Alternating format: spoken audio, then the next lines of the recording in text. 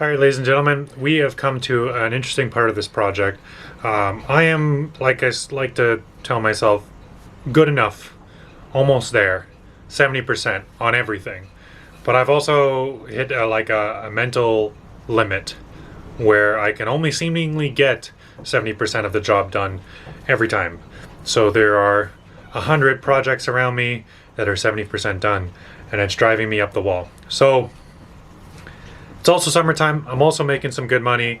I've got a new job with Cito, making good money, getting commercial sea time hours. I'm taking my courses and working my way towards other captain's licenses. So that's really good stuff, making good money there. And thanks to your help through Patreon, I'm making decent money making these videos as well, which means I have a budget to finish this boat. And since I have a budget, I'm hiring a buddy of mine, somebody you've met on this channel before, Barry. This is Barry. Oh, hi. Hold on, no one can see you. I can see me. This is Barry. Barry's currently at work. How's it going? Say hi to nice folks, Barry. Hi, I'm Barry. Hello, nice folks. Yeah, Barry is a boat builder himself over in Vancouver, and I'm trying to convince him to come out and join the island life out here. Tempting. So he's getting a little taste of it working here on my boat, currently painting a berth that I haven't showed you guys at all. This is the best spot in the boat. Okay, well, Barry's going to make it the best spot on the boat. They're working hard down there. All right, so over the next few episodes, you're going to see Barry doing some work solo. You're going to see me doing some work solo, and you're going to see us working together. Basically, I just can't finish this project by myself, and I need help. And it's nice to have Barry here, and it's nice to have a buddy to share my summer out here on the island while we get this boat ready to sail, because we were so very close. So in order to get all those last bits done, we got the help we need, and hopefully that means there'll be more videos for you guys and the project will get done that much quicker. I want to say thank you to all the patrons who are basically making this possible, allowing me to hire Barry and hopefully hire some other people in the future and get some real crew going in here and get this project moving along more than just one manpower.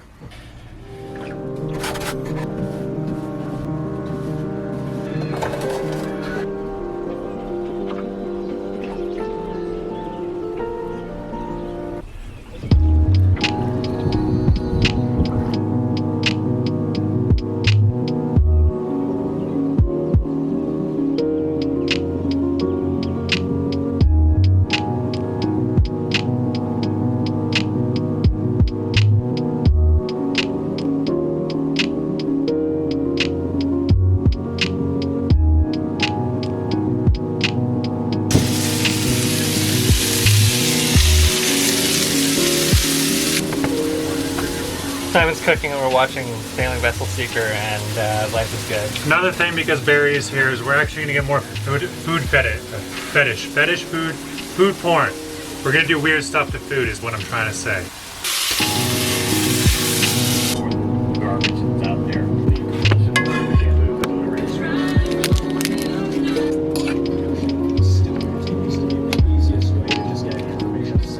Exciting delivery time. We're going to go pick up our mail.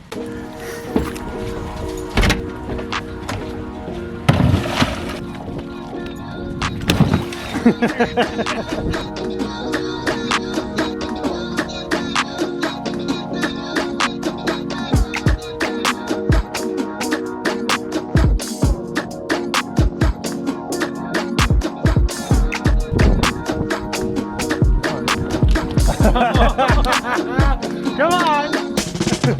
Thanks, honey.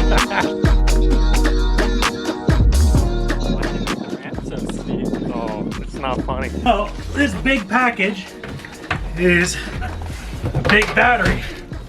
You know how I like batteries. So this one's the biggest one I've ever tested. A little yes. I need something ridiculous to open this with. Well, the big boy knife. You got arteries in there, right? Yeah. Okay, great. Yeah, Okay, great. So just keep your arteries right there.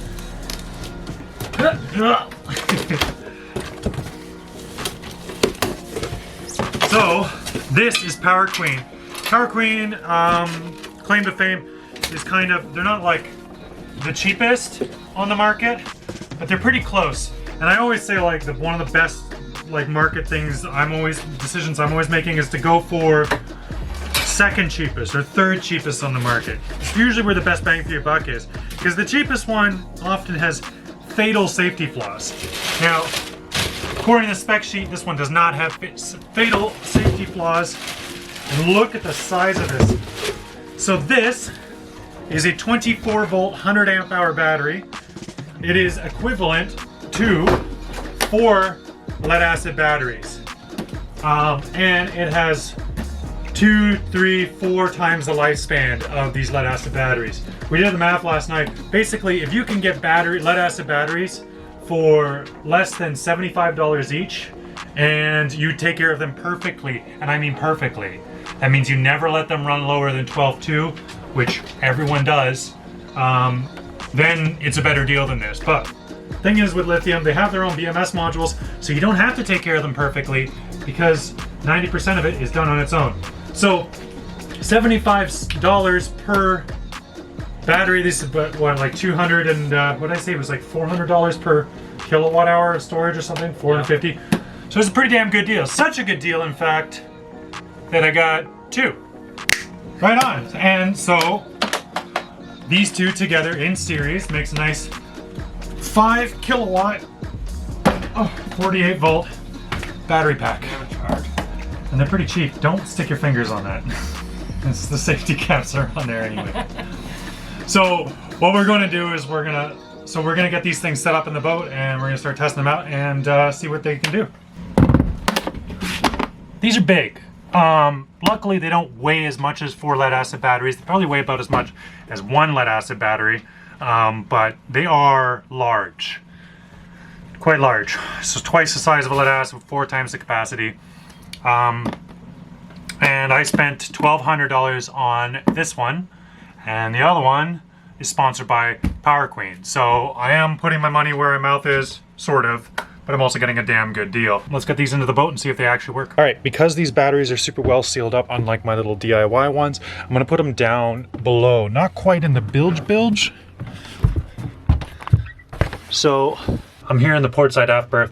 This bilge on this berth is drier than the bilges in the middle berth, just because it's not the lowest spot in the boat and there's good airflow through here. So I fiberglassed in this piece of wood.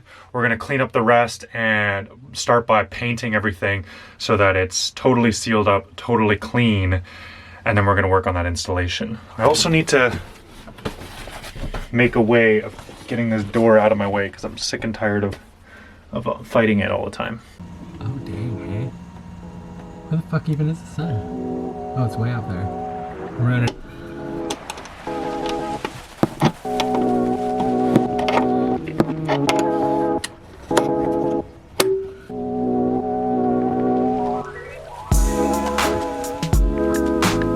Okay, so we've plumbed in the wires. Now we're going to connect it to the lithium ion pack. Now I have a lithium ion NMC chemistry 12S pack. That means that it is running on slightly different voltages, which is a problem because you want all your batteries. It's not quite as sensitive as the old lead acid days. You don't need your batteries to exactly match each other because of something called a BMS module, and that means that each battery will disconnect itself when its own cells hit rock bottom or rock top or whatever you would. So these new batteries are lithium ion. Definitely something I suggest if you're getting any kind of deep cycle battery today. So look at the lithium ion, it's just a better deal. I need a voltage shut-off switch. That means essentially that when these batteries get up to their maximum voltage of 50.4 volts, they will disconnect from the system and the voltage will continue to climb from those solar charge controllers up to the maximum voltage of my lithium iron phosphate batteries. So we're just gonna plumb that in right now, and we're gonna get everything set up, get it all operating on the same voltage, discharge the batteries, make sure everything's okay, and then we can start charging and getting it all to work together, sort of like a relay race. I will eventually upgrade this solenoid over to a solid state relay because especially in a marine environment, you should always be using solid state relays. But anything that's like automation wise, solid state relays are the way to go. These solenoids, they're good, they work for a while, but they just don't have the longevity that a SSR does. But yeah, essentially the way you can think about this is it's kind of like a relay race. They'll start with the lithium ion battery as the voltage climbs, as you're charging. Then the lithium iron phosphate battery kicks in and it's running alongside, and they're both running alongside, they're doing their thing, and at the end this shuts off the lithium ion battery and that relay is passed over to lithium iron phosphate batteries, and it continues that last chunk of voltage right to the end, to the finish line. So this is of course extra because each one of these batteries has its own BMS module, just like the lithium iron phosphates do. So really, this is just an extra safety precaution and a way for me to ensure that if one of these BMS modules fail, that I'm not going to spike the voltage and fry a cell in here. Again, we've tested these cells before. I've given them 17 times their regular operating voltage and I couldn't get them to catch fire, but apparently it is possible under certain circumstances. I've never managed to do it so far, but that doesn't mean it can never happen. So we're gonna try and make sure that it never happens. All right, ladies and gentlemen, we've been messing around here. Really not happy with this programming card. Haven't been able to set it up for anything other than the dump load setup, which means it comes on at high voltage and then turns off when the voltage is back off again. I thought forever that these solenoids, if you wired them up the other way, would power the other way. Not true, and also they get hot. This one is like nice and toasty. I could fry some eggs on this thing right now.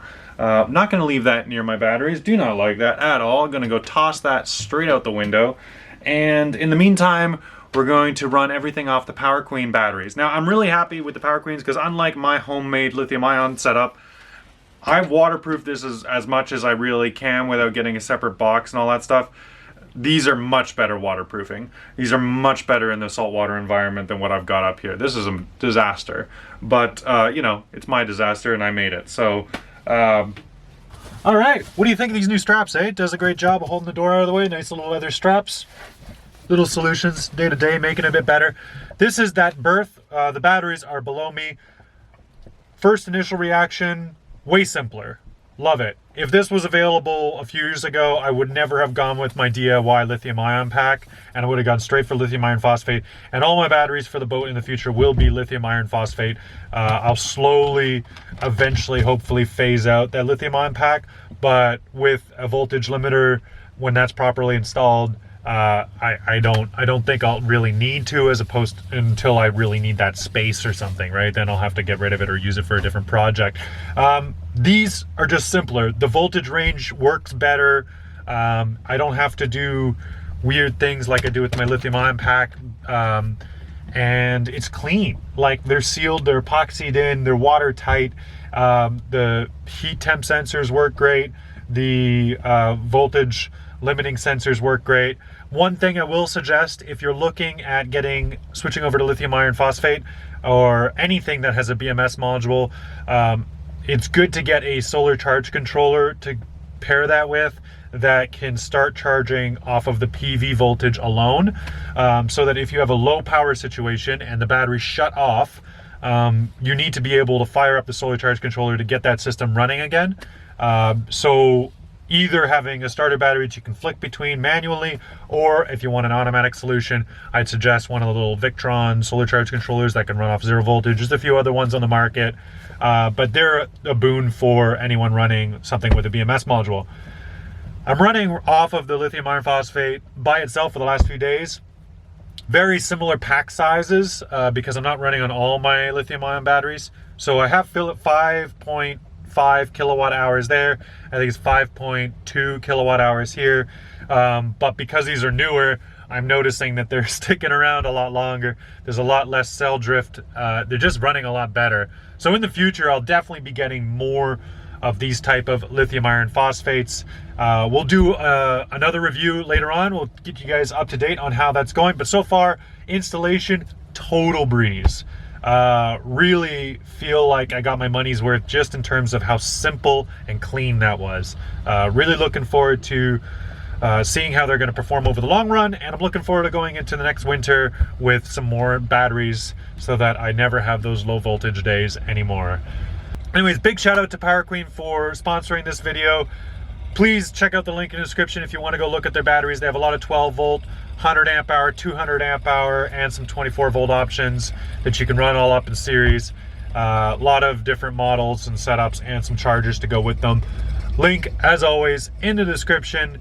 I'll tell you guys more about Cito and my work with them in an upcoming episode. I've been with them for about 6 months now. It's been a really interesting experience, really a lot of fun, and I've got lots to show there. And hopefully, and you'll be seeing a lot more of Barry in the upcoming episodes. It's been amazing to have him out here. Put my whole project in a lot better perspective. I've been just struggling doing this on my own, man. Just really struggling, and it's nice to have a friend around to help me see the light of day. All right, guys. See you in the next episode.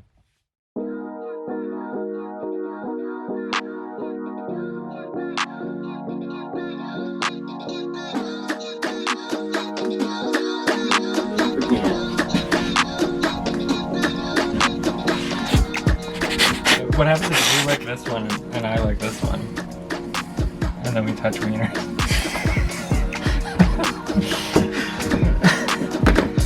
You're done.